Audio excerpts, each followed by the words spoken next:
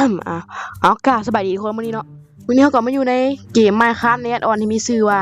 Herlercraft กันเนาะวันนี้เขาก็มาเริ่มเลยเนาะอันนี้มันเป็นของที่แอดออนมันออกมาให้แล้วเนาะคืออันนี้ค่อยบ่ได้สร้างเนี่ยได้เป็นโตคราฟในกล่องมีอย่างในกล่องมีปืนโอ้ยมีปืนนะเว้ยแอดออนนี่มีปืนนำ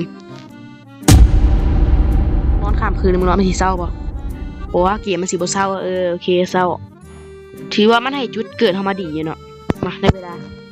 มันได้เวลาเริ่มของเฮาก่อนอื่นเฮาต้องการมาก่อนเดี๋ยวค่อยสิลองยิงมึงโอ้ยยิงได้ซะด้วยนี่ก็เป็นบ้านของเฮาบ้านที่แอดออนคีเปอร์มาได้เฉยเว้ยคีเปอร์โอ้ยไอ้สัตว์คีเปอร์มาได้เฉยโหแล้วเสียงบรรยากาศคนหลอนใช่ได้เลยงัวตัวนี้เป็นงัวที่แบบมันยางบนนี้เองแล้วไปซะไปฮะรวยไปตอนนี้เขาก็ต้องฟาร์มทรัพยากรก่อนเนาะเอ้ยเสียงไก่เป็นอย่างนี้วะเฮ้ยมันมีอะไรนี่กูไม่ใช่ละเฮียตอนเศร้าเฮียเศร้าเด้อุ้ยตอนเศร้าเด้มันเอาเลยวะตอนเศร้าเด้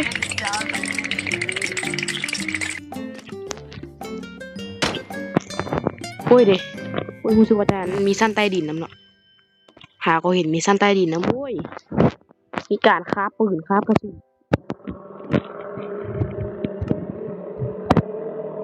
อย่างนี้น่าจะมี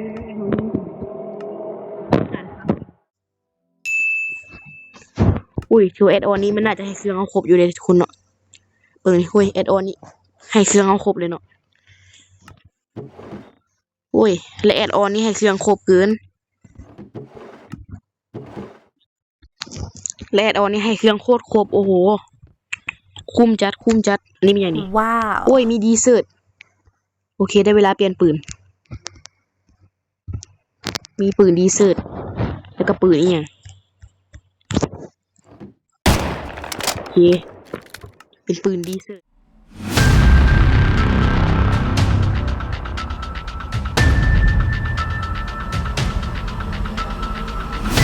ครบเครื่องทั้งปืนทั้งดีเซิร์ตโอเคครบเครื่องโอ้โหออกมาแล้วได้ยินเสียงอันนี้กูบ่กล้าออกไปเลยแม่งแอดออนหายว่ะเจ้าเห็นไก่หันบ่รู้สึกว่ามันน่าจะแปลกๆเลยตีไก่มันบาดเดียวมันนั้นเลยเว้ยมันน่าจะบ่มีอย่างละตอนเช้าน่าจะบ่มีอย่างเนาะจะตกเลยเป็นตาย่านเกินชาวบ้านหายไปเสียเว้ยชาวบ้าน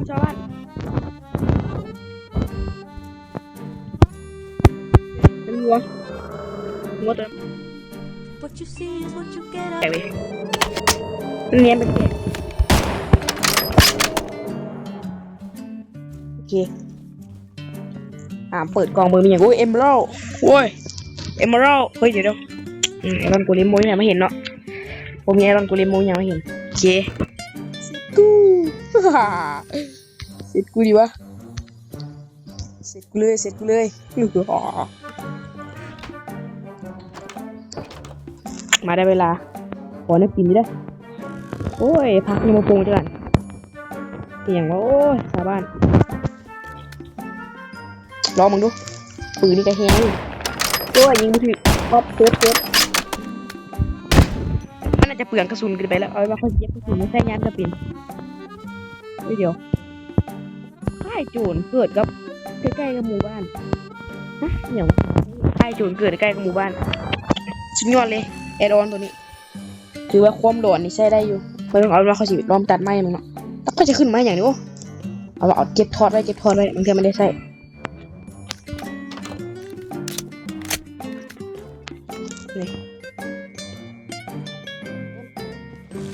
อันนี้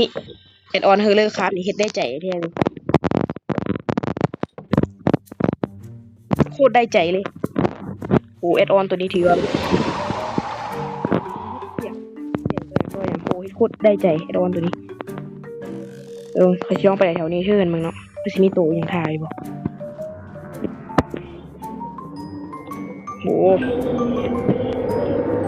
อันนี้น่าจะเป็นเสียงแค่เสียงซาวด์เอฟเฟกต์คือเนาะน่าจะบ่มีอย่างเช่นนะตอนนี้เนาะนายต้องมาก่อนที่หลังซื้อมันจะมีเยอะด้วย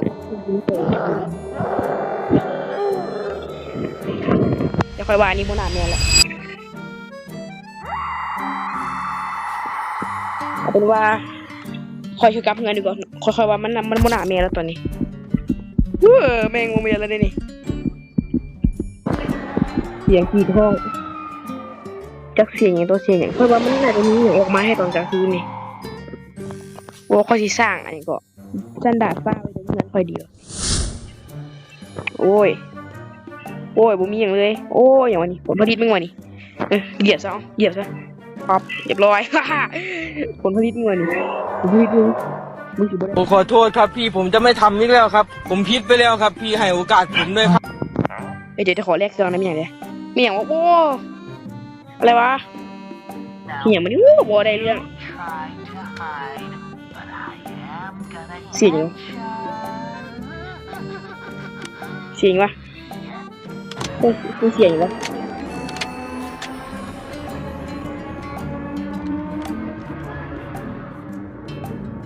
โห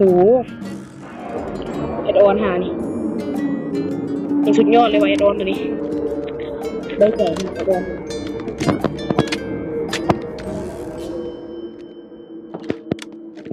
ยางจับปืน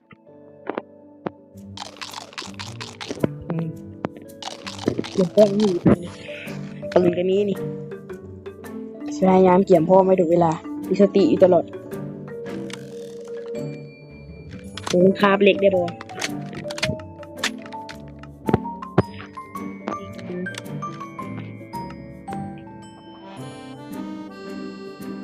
โอเคตามมา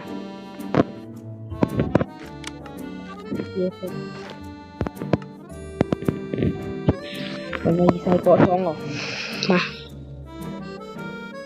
มันมีอย่างเกิดขึ้นแต่ว่าขั้นคอยออกไปนี้มันอาจจะมีเสียงซาวด์เอฟเฟกต์สุดหลอนขึ้นมาเลย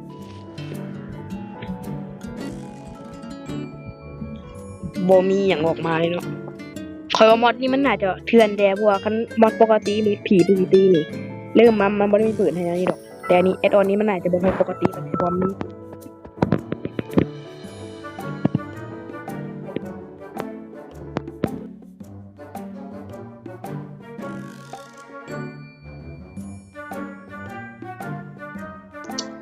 มา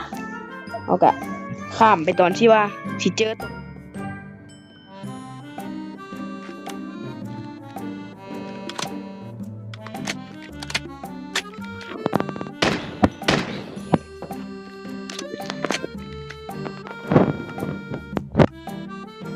น่าจะไม่มีอย่างเกิดขึ้นแล้วก็เขาจะออกมาสำรวจที่นอกนี่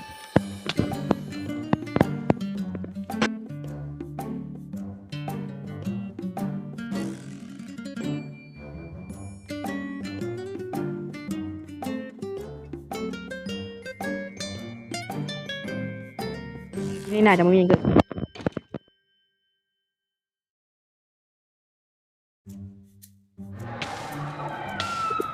งูหนาเมียแล้วตอนนี้แล้วมันหนาเมียแล้วมันหนาเมียเรื่อง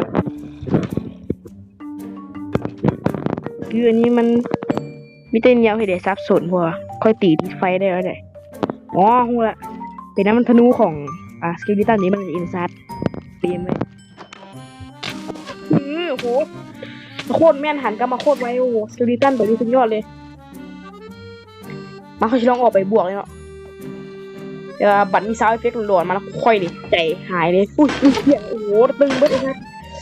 คือเหี้ยว้ายิ้มไป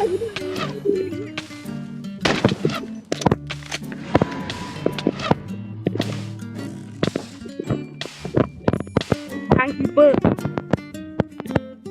มึงเห็นอย่างนี้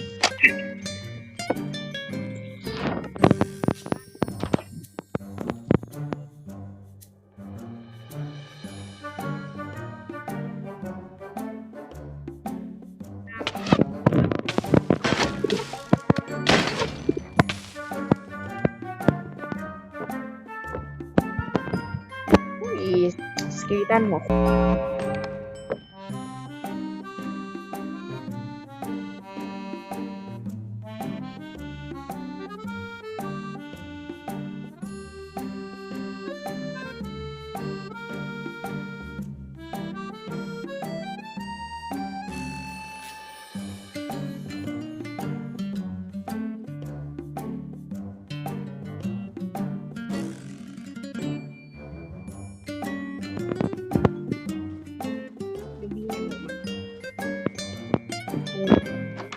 นี่เนาะ